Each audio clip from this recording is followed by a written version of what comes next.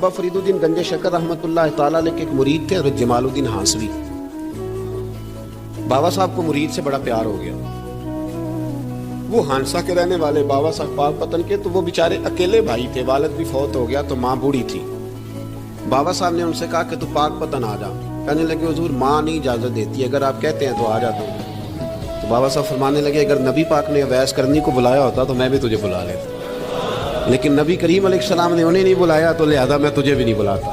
لیکن پیار بڑا تھا تو بابا صاحب کہنے لگے چل تو پاک پتن نہیں آتا تو میں تو تیرے گاؤں آ سکتا ہوں. 3 سال بابا جی مرید کی خاطر اس کے گاؤں میں چلے گئے. ان بھی پیٹو جاندے نے مرید کی خاطر، پر مرید پجاروں والا ہونا چاہیے. غریب ہوتے پھر انہوں نے راہ اوکھا لگتا ہے، پھر مشکل ہوتا ہے. چلے جاتے ہیں آپ بھی چلے جاتے ہیں. ہمارا آئے تھے انہوں کہنے تو جمعراتی آئی سویرے 8 بجے. تو کدھر آ گئے؟ تگڑا آئے تھے انہوں کہنے تو بڑی لیٹ آیا، تو راتی خواب بھی آیا تھا میری. خدا بندہ یہ تیرے سادہ دل بندے کدھر جائیں. شہنشاہی بھی جاری ہے اور جو ہے وہ فقر بھی جاری ہے، شہنشاہی بھی جاری. میرے بھائی سنیں، بابا صاحب نا 3 سال مرید کے ہاں چلے گئے. 3 سال ہانسا میں آپ نے قیام فرمایا. 3 سال.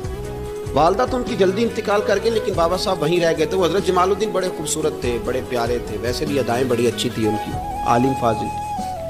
حضرت خواجہ بہاؤالدین زکریا ملتانی ایک دفعہ پاک پتن آئے بابا فرید صاحب کو ملنے، تو انہیں جمال الدین ہانسوی پسند آ گئے. انہوں نے ملتان جا کے بابا فرید کو خط لکھا کہ میرے سارے مرید اور خلفاء لے لے پر اپنا جمال الدین مجھے دے دیں.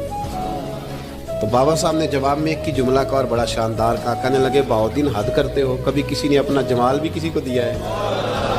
یہ تو میرا جمال ہے، یہ بھی کبھی کسی نے کسی کو دیا ہے؟ اللہ اکبر. انہوں نے نا کوئی روحانی کشش ڈالی حضرت جمال الدین ہانسوی کے دل. تو بابا صاحب اسباق پڑھا رہے تھے شاگردوں کو، تو حضرت جمال الدین ہانسوی آ گئے. آ کے کہنے لگے حضور میں نے ملتان جانا ہے. بابا صاحب نے فرمایا کوئی کام ہے، کوئی مجبوری ہے، کوئی رشتہ داری ہے؟ سمجھ گئے بابا فرید صاحب کے معاملہ پیچھے سے گڑبڑ ہو گیا. کیا مسئلہ ہے؟ کہنے لگے حضور میں نے حضرت بہاؤالدین زکریا سے ملنا ہے. محبت میں شراکت داری نہیں قبول ہوتی نا.